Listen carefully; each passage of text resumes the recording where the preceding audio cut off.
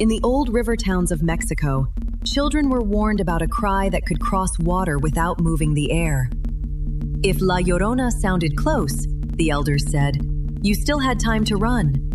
But if her sobbing sounded far away, thin as a voice beyond the hills, you were already standing beside her.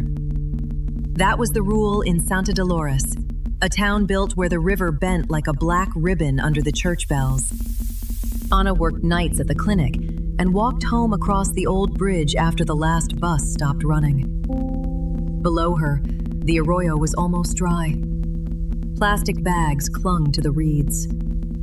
Marigolds from a cemetery altar floated in a ribbon of muddy water. Halfway across, every streetlight went out at once. Then she heard a woman crying under the bridge, calling the same words again and again. My children. My children.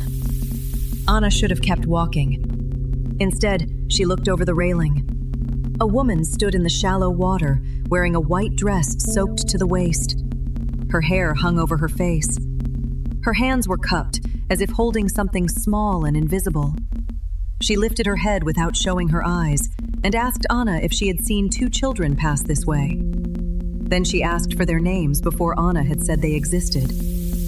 The church bell struck 1, but the sound came from inside the river. Ana backed away from the railing. The woman stepped forward, and the water did not ripple. In the black surface below, Ana saw the bridge, the moon, and her own pale face looking down. But the woman in white had no reflection. Instead, something behind Ana leaned into the water's mirror, close enough for wet hair to brush her shoulder. Ana ran toward the town square. The streets of Santa Dolores had never looked so empty. Papel picado snapped between balconies, though there was no wind. Dogs hid under parked cars and would not bark. She knocked on the baker's door, then the pharmacy, then the blue house with saints painted above the frame. No one opened. From behind every locked door, she heard mothers whispering the same warning. Do not let her learn your voice. At the clinic, Ana locked herself in the supply room and turned on the light. The bulb filled with river water and went dark. The sink coughed once. A wet sob climbed out of the drain, and the faucet began to drip in the shape of syllables. Ana heard her own voice speaking from the pipes, begging to be let inside. Then another voice joined it, smaller and colder, asking why she had left the children at the river. Before dawn, Ana reached the roadside shrine of Our Lady beside the mesquite trees. Someone had left candles, toy cars, and a cracked photograph under the glass. She pressed her back to the shrine and held her breath. Across the road, La Llorona walked from the arroyo with water streaming from her sleeves.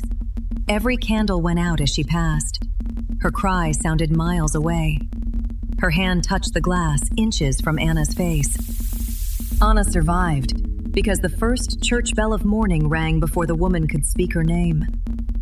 Police found her at sunrise, soaked through, kneeling beside the shrine with mud on her knees and river weeds tangled in her hair.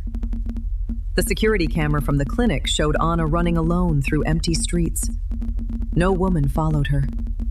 Only a black line of water moved behind her, crossing the pavement against the slope. Santa Dolores has new bridge lights now, bright white ones that hum all night. The river has concrete walls, metal signs, and cameras on both ends. But when storms roll down from the mountains, people still close their windows before midnight. They still keep children away from the arroyo.